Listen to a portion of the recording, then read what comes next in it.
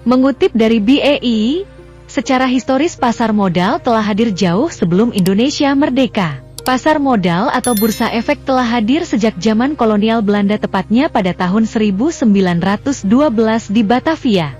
Kemudian, pemerintah Republik Indonesia mengaktifkan kembali pasar modal Indonesia pada tahun 1977. Dan beberapa tahun kemudian pasar modal mengalami pertumbuhan seiring dengan berbagai insentif dan regulasi yang dikeluarkan pemerintah. Pasar modal ketika itu didirikan oleh pemerintah Hindia Belanda untuk kepentingan pemerintah kolonial atau VOIS.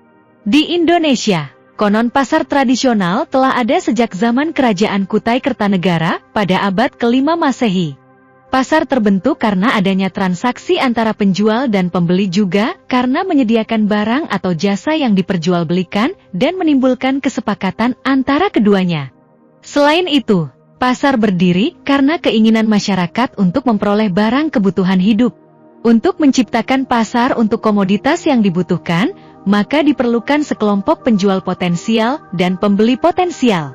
Mereka bertransaksi dalam rangka pemenuhan kebutuhan. Pasar tradisional biasanya terdapat di tempat strategis, mudah dicapai oleh kedua pihak yang tidak jauh dari desa, antar desa, dan tempat yang aman dari gangguan umum. Roots 1987.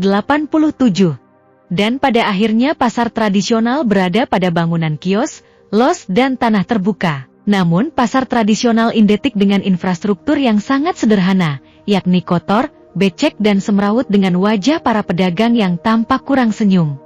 Dalam buku Casefair 2008, bentuk struktur pasar dapat dikelompokkan dalam 4 jenis, yaitu pasar persaingan sempurna, pasar monopoli, pasar persaingan monopolistik, dan pasar oligopoli.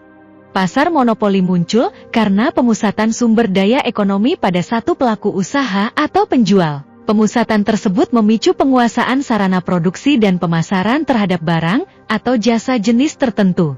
Selain itu, pasar monopoli dapat timbul karena telah ditetapkan oleh undang-undang.